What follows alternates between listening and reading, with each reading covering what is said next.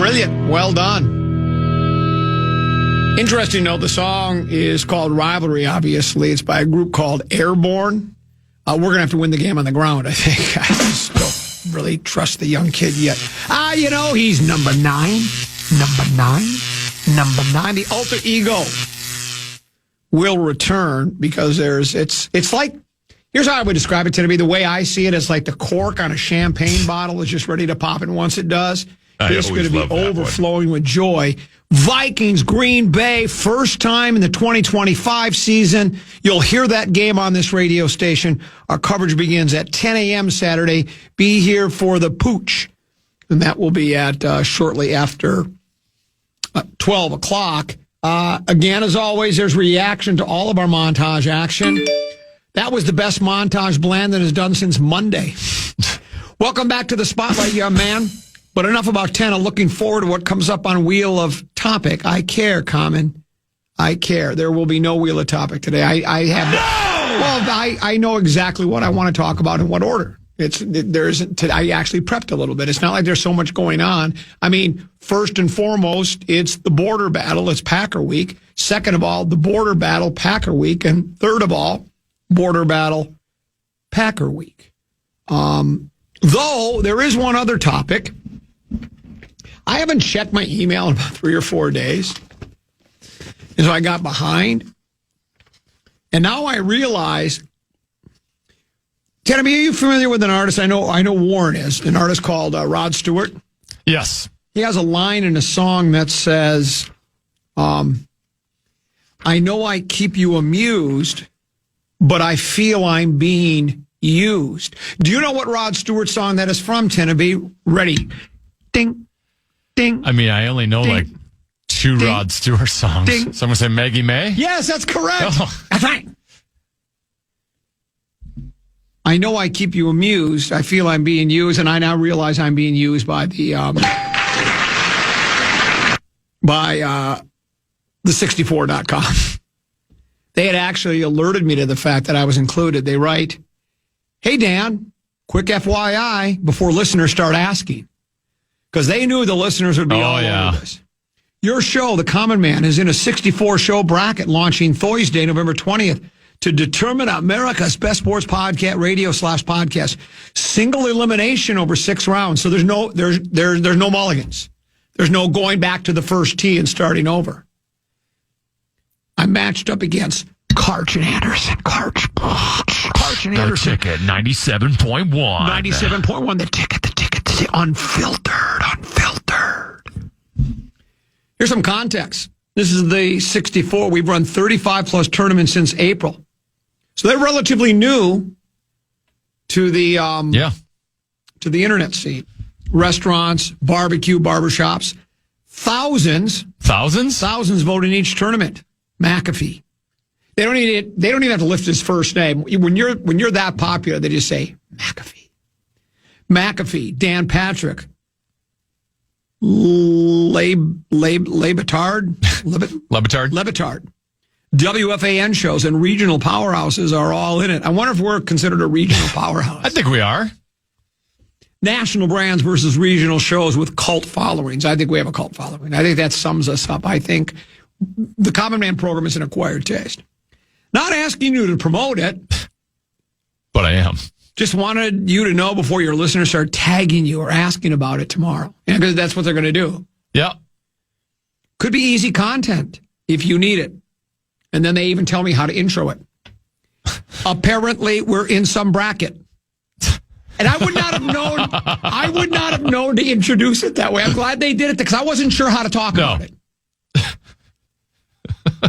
Or ignored entirely, totally up to you. Cheers, Claudine. P.S. If your listeners find it and start voting, could get interesting. Oh my gosh. Above average at that. I know I keep you amused. I feel I'm being used, but in this case, I don't care because it is kind of fun.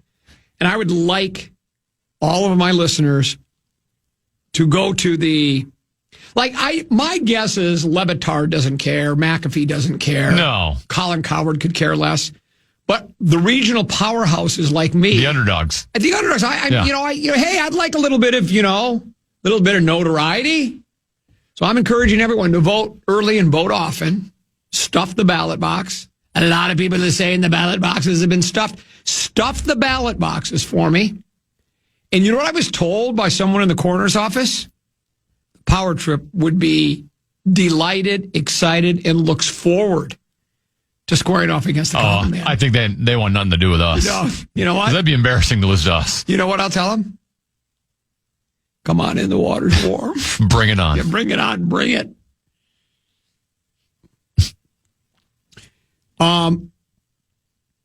Before you give us any lip, don't vote for the Power Trip or something like that. No, vote for the Power Trip too. Vote for them until they play us. Yeah, and then we'll square off. And then, what if the Power Trip were to get out to a 2-0 lead? Oh, wait, you can't because it's a single elimination. What if we were to win and square off against the National Treasure? Because he's in it too. Yeah, he's on the other side, right? yeah. So we could meet the National. We'd have to meet him like probably in the ship. Yeah, do you think it'd be the ship or do you think it'd be in the final I think four? it'd be in the ship, It'd be yeah. in the ship. Because we were like the bottom left bracket. He was up in the top right bracket. So let me say that again. I know I keep you amused, but I feel I'm being used. But in this case, I don't mind. So vote early, vote often. What is they supposed to go to? The64.com. Oh, yeah, that's exactly right. Thank you. The64.com. Go early, go often. Plenty of controversial Vikings news to get to. It's Packer week. We're just 2 days away. We'll talk about the game for most of the show, but we'll do an in-depth look next on Peek at the Purple right here on the Common Man program on the Fan. Ow.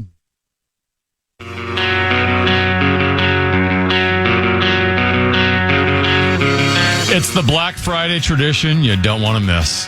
The Power Trip Morning Show will be live at Mall of America, bringing the initials game, tons of laughs, and your chance to score serious holiday cash. Be there at the Huntington Bank Rotunda from 7 to 9 a.m. on November 28th.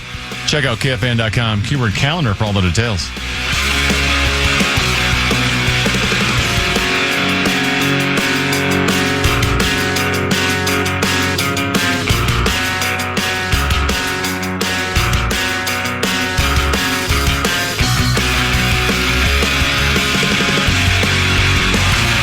Couple 13-14 past. I'm Common. He's 10 to B. Peek at the Purple. Brought to you by, as always, by our friends at Affordable Electric. If you are planning a kitchen or a basement remodel this fall, or spring or summer, whatever the case may be, let the pros at Affordable Electric handle the wiring. They'll do it safely, neatly, and up to code. They work directly with homeowners and contractors across the Twin Cities to keep every project on schedule. Affordable Electric, where quality meets affordability. Visit affordable-electric.com today. Affordable-electric.com. Affordable Electric is shockingly affordable. A text message. It was starred, which meant it was Tim, you understand it's kept at the top of the email list, which is something you've recommended I do as I struggle sometimes. Now, where did that text message go or the email?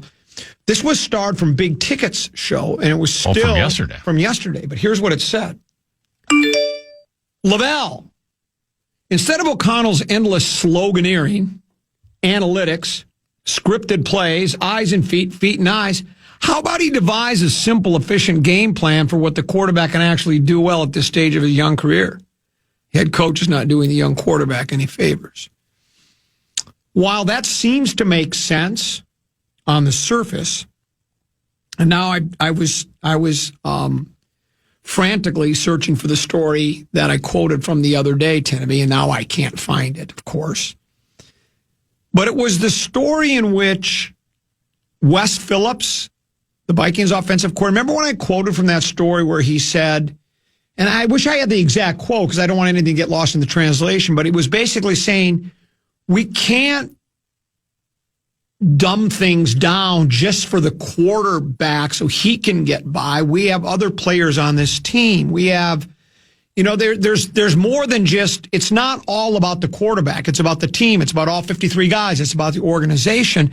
So if you make it easier on McCarthy, if that doesn't really help the team overall as far as win games, let's face it, as much as I like to chide pro sports and how complicated they think it is, and I try to maybe oversimplify it, there are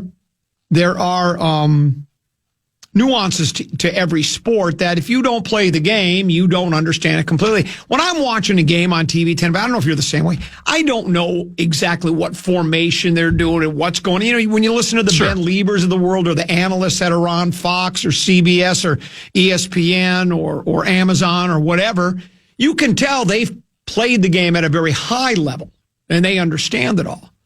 But there is complications to the game, and you just can't say, well, we got to just do handoff right, handoff left, short pass here, dink and dunk there. The game is made to be played in a way in which you have to try to outsmart the chess, what am I trying to say? Like a game of chess, right? Where you're trying to outmaneuver the other players. And so I think that's really, so while it's easy to say dumb it down for the kid, and maybe there's a way to do both, right? Maybe shrink the playbook a little bit just so that but I don't even know if that would be a solution or not. But here's what I'll say. This is year 2 of him in the system. That's correct. I've said it before many, many times. It's his kind of his rookie year in terms of actually playing in games, but the system should not be an issue for him at this point. No. Knowing the playbook should not be an issue. Now, executing the playbook apparently is. That is, I think, what and that revolves around being able to throw to his left, apparently.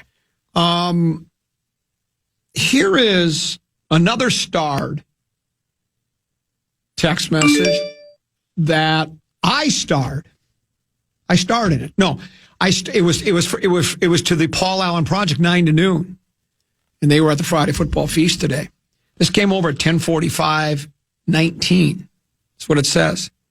Out of 73 quarterback wide receiver combos, 9 in Justin Jefferson ranked 70th this season. Then he writes, let that sink in. And I did. After I read it, I closed my eyes and I rubbed my temples. I thought, the 73 QB wide receiver combos, J.J. McCarthy and Justin Jefferson ranked 70th. That's not good. No. That's not real good. And that's been part of the problem. We've seen frustration from Jefferson and it hasn't been over the top frustration. Remember they talked about it looked like he wanted to throw his helmet, but he didn't. And he just banged it. When he set it down on top of the equipment cabinet or whatever, he did it with a little bit of oomph, with a little bit of what I would say is probably a little frustration. And you know what? I'm fine with that. Well, absolutely. I want him to care. Yeah, I care, man. I really care. No, I do as well. I'm with you. But I do admire him that he didn't turn it into a, sure. Where all of a sudden, like if you remember when Cousins and Zimmer went at it, when Zimmer pushed Cousins back, I mean, that just stood out like a sore thumb, and it creates all sorts of distractions and such like that. But here it didn't. It was just but yeah, so, I don't know what the easy answer is. And I almost want to put and I'm part of the problem. Unprepared, uninformed, unapologetic. I kind of lean on the quarterback thing, but I do think it is the main story with the Vikings. I don't think there's any question about that. When you've moved up and used a 10th pick overall to select what you deem to be your franchise quarterback, and you had a guy that could be considered your franchise quarterback who played a brilliant season, Sam Darnold, and you just let him walk, and you let Danny Dimes walk. I do think it's a lead story. I almost want to put a moratorium on, let's just let the rest of this season play out. Someone said on the montage they were disappointed they wanted Right Now by Van Halen. They're having fun with this, right? But at the same time, in all honesty, I don't think there's any right now. I mean, I think the main story here, it is the rivalry. We're playing the Packers at Lambeau. Could we run these games off? And are you really plenty our of time fans? to play Right Now the rest of the year? Just Are you? What I'm saying is, there's no reason to play it because I think it's over. I mean, okay, wait, I'll do it myself. You know what? We're not done yet. Over? Did you say over? Yeah. And so I think really the A topic on this game, it's the rivalry. It's this hated Green Bay. It's the first time we've played them. I think there were two players in the montage that wanted to mention, we've beaten them the last KFC two times. was one of them. Was KFC? Yeah. We've beaten them the last Jefferson was the other. Yeah, we've beaten them twice now, the last two times at Curly. And we'll see if that happens again. Someone said to me that were there 18 players listed on the injury report for Green Bay? Most of them were limited. Right. There wasn't too many listed as out. Right. But, yes, they did have Josh Jacobs is on there. Is Jordan Love still on there with this? Did he bang up his left shoulder? He could have. Who was it that used to list somebody on the injury report? Brady was always listed as questionable with, shoulder. Yeah. Every single week, right? I think that was Belichick's way, or whoever was in charge. I'm assuming it was Belichick. It was his way of basically saying these are all just... He was trolling the National Football League. Yeah, well, it's just meaningless. It's like, probably what he's trying to say is everybody, you could put anybody on the injury report, really, with a hangnail, bum toe, shoulder, to the real serious stuff, right? Where now, of course, you would be listed at out if you had a broken, a shattered shoulder socket, a separated shoulder. I mean, you wouldn't even be listed as question. You'd be out, much less play. But that's how that works. Peek at the Purple brought to you by our friends at Affordable Electric. For all of your electrical needs, affordable-electric.com. We've got more controversial Vikings news and other topics. Lil B at 1 o'clock. Feminine touch of the program. And we've got Lavelle Inio III and Dave Sinekin coming in for program password. So Lavelle, a Chicago Bears fan. Sinekin, Green Bay Packers fan. Common, Lions fan and Vikings, but I'll represent the Lions. And Lil B's a Vikings fan. She traveled with the club a couple of weeks ago. We'll get the NFC North covered. To go to SoFi. So we've got the NFC North covered. That'll come up at 1:30. Let's do a debate. Like an NFC roundtable. Yeah. Like the great NFC North debate with the four of you. Let's not. We'll pause. We'll return with a little bit of dis, dat, lad on the Common Man program on the Fan.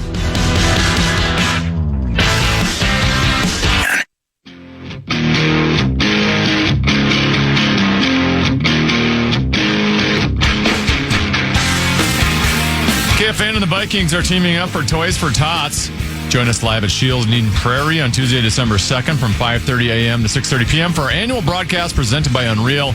Bring a toy, spread some joy, and if you're one of the first 50 donors each show, you'll score a sweet KFAN Unreal Winter Beanie.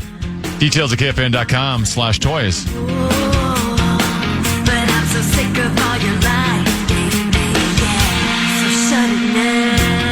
Couple of 13-14 pastime common. He is 10 of B. We're here until 3. Then it's a big ticket. I think JG is he in town or out of town? I think they're at Wrigley Field. Oh yeah, that's right there at Wrigley. He was just in Kansas. Okay. Now he's going to Wrigley Field and he's in the Bahamas next week. Right. And in Wrigley, I would like to tell him this. He isn't in Kansas anymore, Dorothy. Or that'd be Toto. Toto, too. Laporta done for the year, by the way. Just been announced.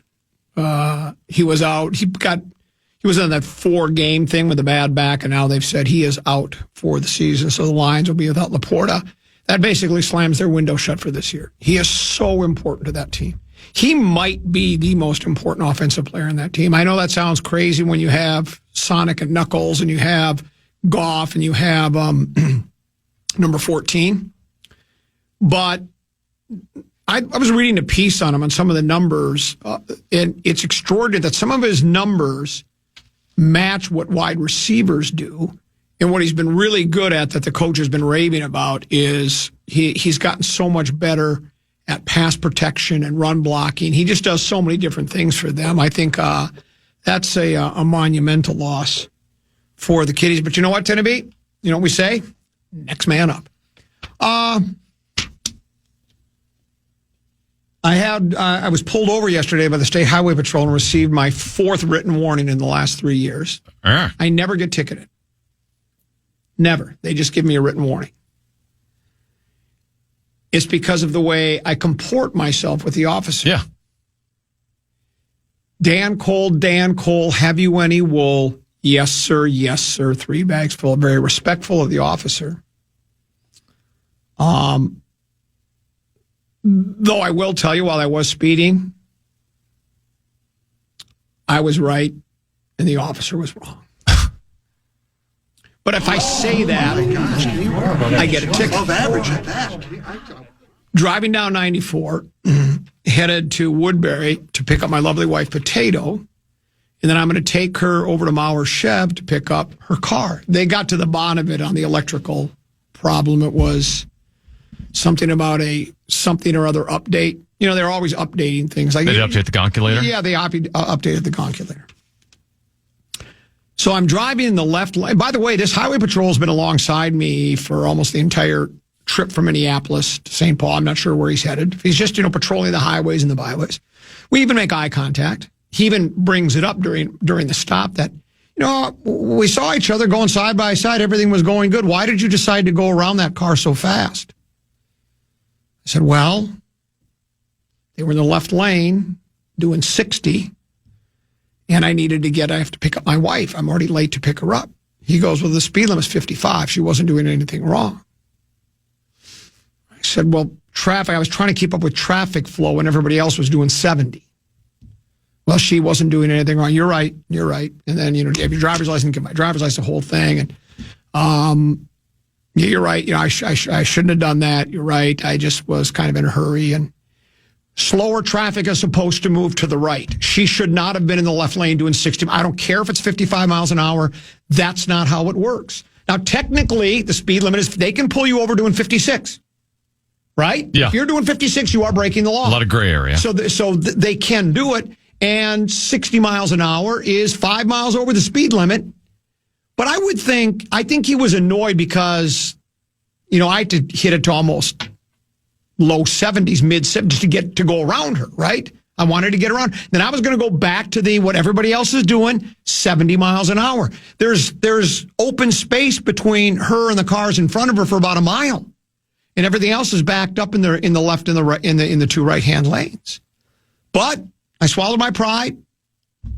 And I decided that even though I felt I was in the right, even though I was wrong, that I was sort of right and wrong. Do you agree with me? Do you think I was kind of right? I mean, I did break the law. Technically, like I said, if you go 56, if you don't signal your lane change, they can pull you over. There's so many. If everybody drove exactly how nobody drives exactly how you're supposed to, I don't think. Especially if you're driving down the highway and there aren't many cars around and you change lanes, do you signal your lane change every time? I don't think everybody does. There's nobody behind you. So I was wrong, but I think my respect for the officer and telling him I understand exactly what he was saying let me off with a written warning. Well, you got a written warning. That's what I'm saying. Well, I've got... Wasn't a verbal warning. It was a written warning. I get written warnings. That sounds more dangerous. I have 4 written warnings in the past 5. There was the one going out to Lincoln. There was the one last year coming back from Manitou Ridge. And then there was one other. I get so many of them, I can't remember. I keep them as souvenirs. Because remember, I read that story from I said, how you're supposed to respond to an officer when you're pulled over. And then it was all wrong. What you're supposed to say is, I wasn't lying to the officer. I was late and I was just trying to get around her because she was going slower than the flow of traffic. Just like when I got pulled over from Manitou Ridge, he said, do you know how fast you're going? I go, I don't know, 73, 74. He said, you're doing 75. Oh. But I didn't do the old one most people do. I think I was doing about 60. Well, you weren't doing 60. You're just trying to talk your way out of it. I thought I was only going 60 miles an hour. No, I know how fast I was going. I was daydreaming. I was going over my round in my head. And so when he gave me the written warning, hard to keep track of which one I'm talking about, but this would be the Manitou Ridge one. I said to him, I said, why just a written warning? He goes, because you were honest with me. Honesty is the best policy. Oh, I always do that. I always sound remorseful.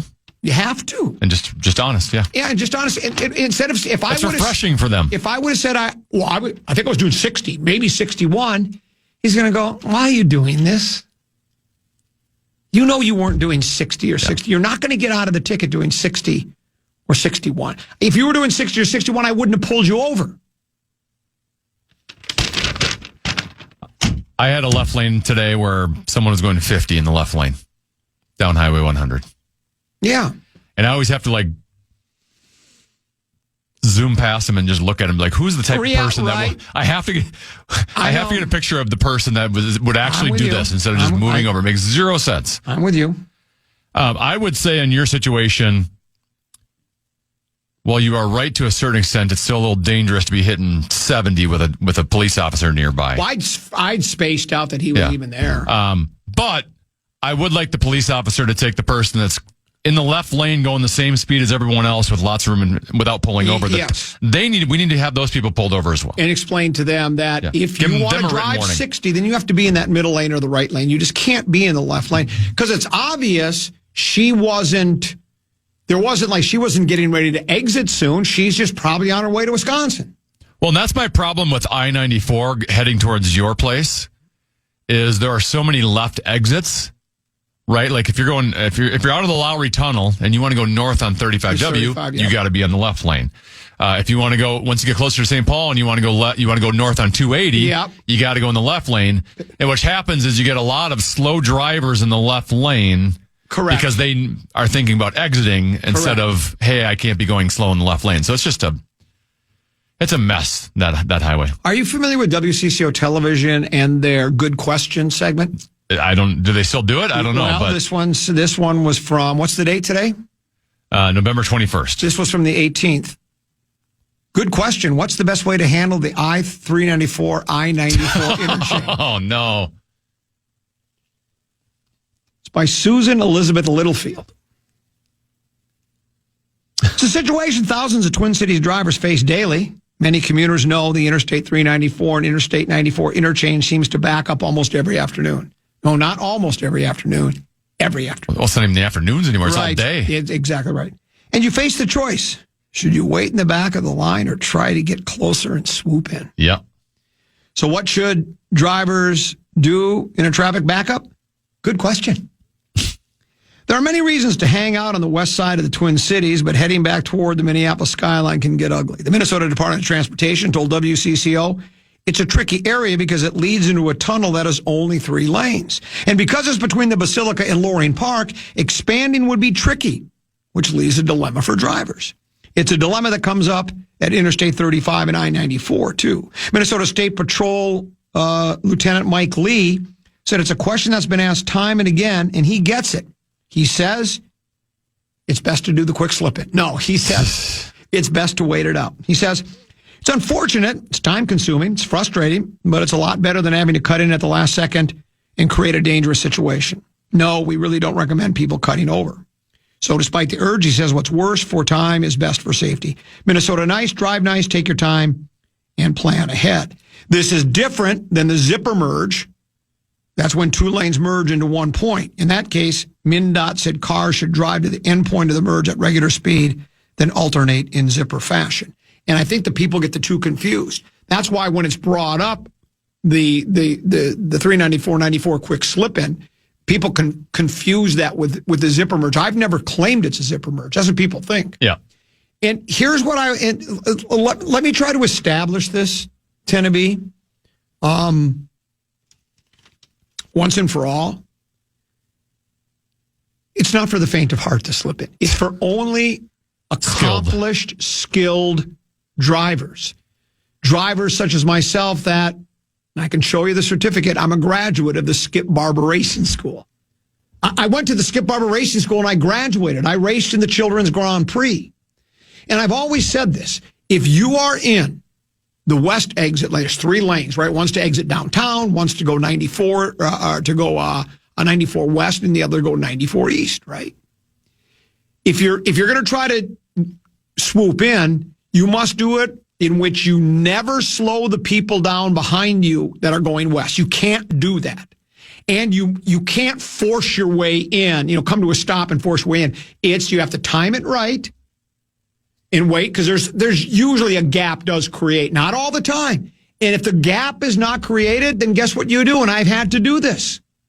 You stay on west, and now you're adding more time to your trip. It's your own fault, but that's the chance you take with trying to do the 394 quick slipping. Don't do it to endanger any people. Maybe I've been trying to get the average person. I don't recommend it for anybody but highly skilled drivers such as myself. Guys like me and Emerson Fittipaldi and Kyle Busch. Can you think of any other NASCAR racers? Lightning McQueen. Yeah. Or Goggles Paisano. Dick Trickle. Yeah, Dick Trickle. Goggles Paisano. We're the few, the proud, the Marines. We're the ones that should try. I'm not asking anybody else. I'm not asking Oak to try it. Oak's not capable of it. He doesn't have the driving skills, so just get back and just do it. It's okay. And I don't even do it anymore. And I found a way around all that, but I'm not going to give that away. Nor would I. Yeah, please don't. Yeah, no, I'm because not. I also I've got a way have around an alternate route. I've got an alternate route that I take. That it's so I don't need to do it anymore. We don't need more traffic there. No, and because the 394 quick slipping has gotten worse since you started talking about it because more people do it now. But they're not doing it the proper way. So I have an idea. We need some out-of-the-box solutions, don't we? If you go to the airport and you want to get on a flight, there's your normal security line check-in, and then there's also TSA pre-check over exactly here. Right. And there's clear over here where you have to go through a process. Yes. You have to apply and and give up certain information to go through that to make sure you are good. Can we do some sort of separate driving test that the 394 quick slip in will be illegal for all except for those that have proven they are skilled enough to be able to make that move? That's exactly right. You have some sort of sticker on your car. Someone says you give. Hold on. You give bad drivers the confidence to try to slip in when they see you do it. While you may do it correctly, you ruin the traffic behind you. Well, I can't help that people, do people not try to emulate others all the time? I want to be like Mike. Sometimes how's that go? Sometimes I want to be like Mike, Mike. If I could be like Mike. But how does the story goes? Sometimes I dream that he is me. Oh, if I could be like Mike, if I could be like Common. Let's get Barber Racing School graduate. I mean, but not everybody can do it. It's not for the faint of heart. So while this story is absolutely correct, don't do that. Because it is annoying when it happens all the time. I have my little alternate, but when I do just get in line and go, there's always people stopping. And then the horns honk because you're creating two problems now. The people that are just trying to cruise through on 94 westbound, and then the ones that are and you get people that stop in the middle of the lane. You can't stop. Yes. That's like I say. That's where if you think you can get in, but if you don't, you have to take 94 and go all the way around, then go down to what would it be? What's the first exit coming off? If you're headed west now toward Brooklyn Park. Hiawatha or Broadway or something like that. Yeah, I think it's Broadway. That's exactly what it is. Well, you got to go down to Broadway. Then that's on Broadway. On Broadway. That love song, singing that straight through the heart and I'm taking it on. You familiar with the Bee Gees, Nights on Broadway? No. Oh, my gosh, it's so good. And it's so, the Andy Gibb, or Barry Gibb, that's all he does is the falsetto. Yeah. And the Nights on Broadway. It's from the soundtrack of Saturday Night Fever. Ooh, ooh, ooh, ooh, staying alive. Can you do Staying Alive right now for me? In your falsetto? You can do it. I want to hear you do it. Staying alive. There you staying go. Alive. Very good.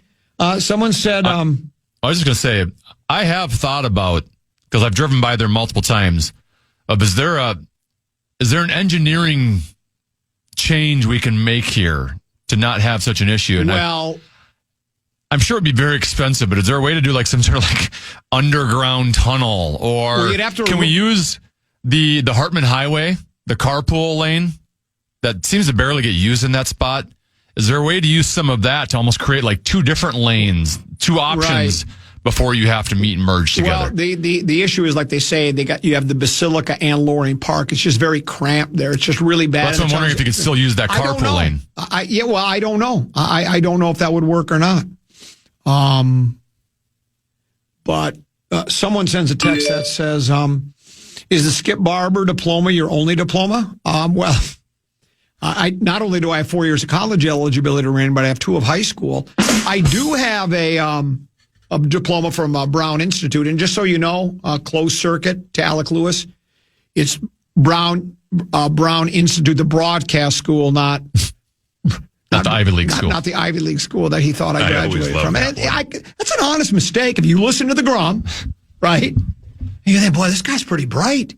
Got a fairly high IQ. I mean, he recants tales all the time. He's got a great vocabulary. Pretty smart guy. Must have went to Ivy League. 13th, ranked as the 13th most prestigious college in the country. That's where he thought that's where I went.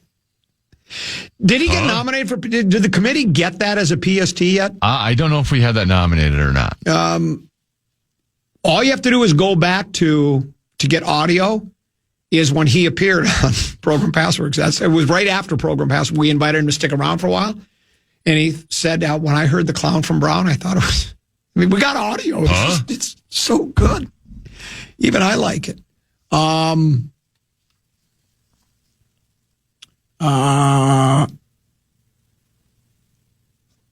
Yeah, I don't. So there you go. So little of this, a little of that. Emphasis. But we need to put money into exploring how we can change that area. Yeah. It's a disaster. It also doesn't help that you have Penn Avenue merging on right before that because the cars are already stopped. So then you have cars trying to merge into an area where they're stopped. That's correct. Well, then the people on Penn, this is the other thing, when they're coming down Penn, they put on their signal and stop right away. And the people that are trying to go to Dunwoody, Vanna White, they can't get there because somebody's drive further. Stop. Yeah, what are you doing? Too many stopping in that area. Keep the flow going. Yes. Carpool lanes are unconstitutional. Taxpayers' roads, and now they're charging us. I tend to agree with that.